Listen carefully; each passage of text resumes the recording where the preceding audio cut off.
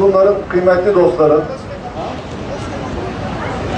bugün Bursa'dan Suriye'ye Rabia Yardımı adı altında başlatmış olduğumuz 15 günlük kampanya içerisinde 4 tırlık yardım konvoyumuzu inşallah Suriyeli kardeşlerimize göndermek üzere programı takip ediyoruz. وشعبا على حسن الضيافة والرعاية الإنسانية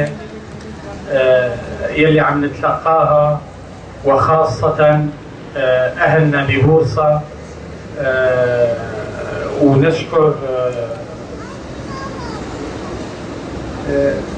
Hükümet olarak, halk olarak, ayrıca Bursa halkına çok teşekkür ediyoruz.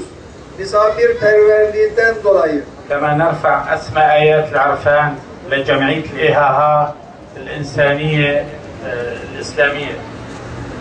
İHA Cemiyeti'ne, onlara ayrıca son olarak teşekkür. Euzubillahimineşşeytanirracim. Bismillahirrahmanirrahim.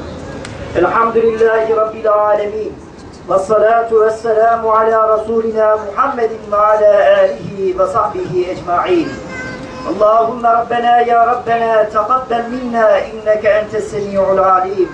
Fetub aleyna ya Mevlana inneke entet tevvabur rahim.